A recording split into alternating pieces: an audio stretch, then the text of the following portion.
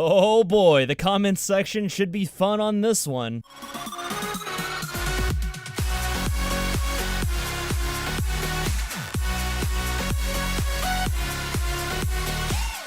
What's going on, everyone, and welcome to another video. I'm your host, BouseFeenux, and today I figured I'd cover a few topics, a few misnomers and myths that a lot of new players seem to believe about this game.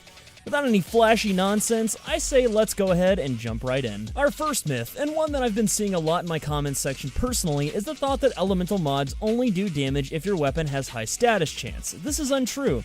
All status chance does for a weapon is allow it to proc the elemental effects you have on the weapon. For instance, a weapon with viral and low status chance won't proc the health reduction effect from viral very often, but it still does viral damage. Conversely, a weapon with a high status chance will still do the viral damage and have a greater chance to do the health reduction effect.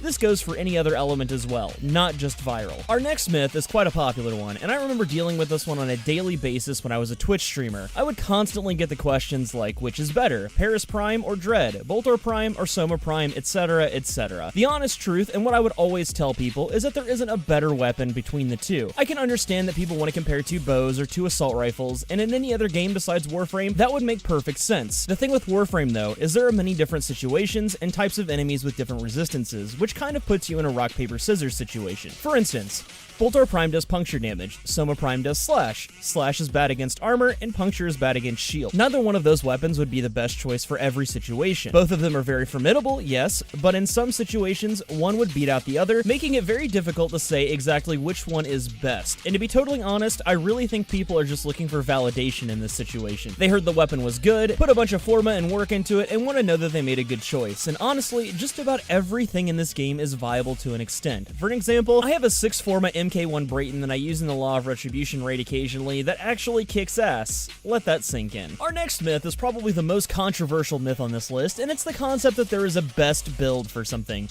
Here's the honest breakdown of how to build something in Warframe. Let's take a weapon for example. You have 8 mod slots.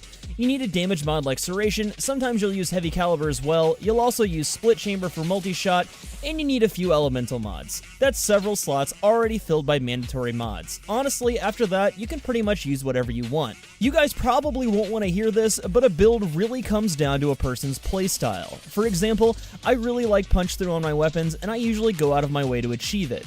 Some people think punch through is a waste of a mod slot. That's just the way they play.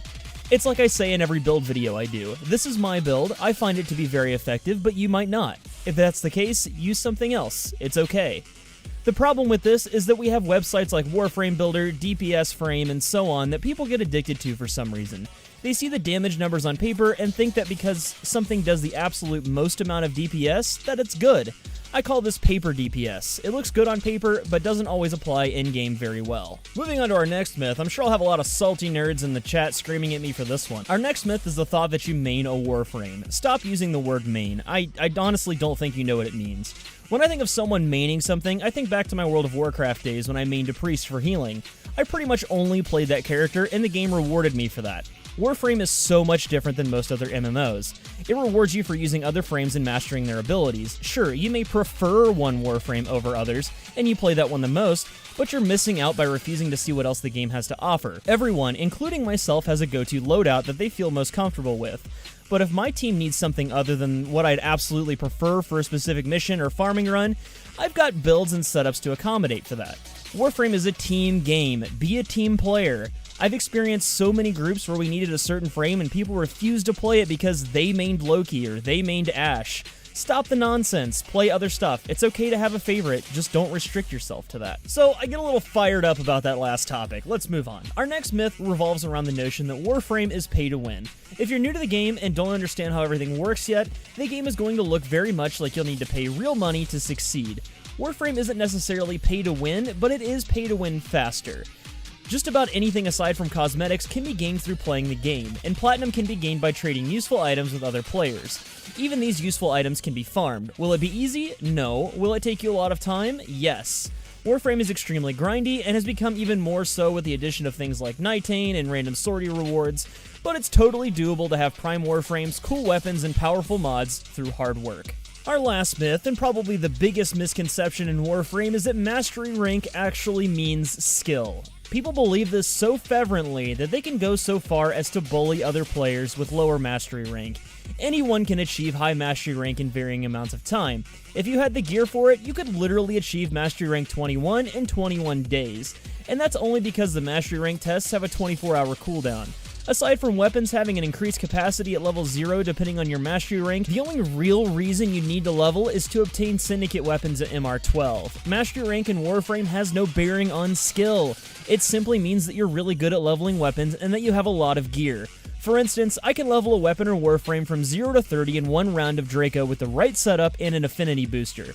That process takes absolutely no skill, and I learned nothing about the weapon or the Warframe because I'm not even actively using it during that time. Many people do this, and many people have the inflated mastery rank to show for it. Remember this the next time someone tries to talk down to you for being low level. It means nothing, and they're retarded. And there you have it, folks. Several myths in the Warframe community that new and oftentimes older players seem to still believe. If this video gave you cancer, leave a like and send me your chemo bill. I'll put it on my bulletin board with the others. On the other hand, if you are new here, consider subscribing. I'm a slave to this game and make content for it daily because my viewer base won't watch anything else I put up. But that's it for me, boys and girls. I'll see you all at the next video, and as always, thank you so much for watching.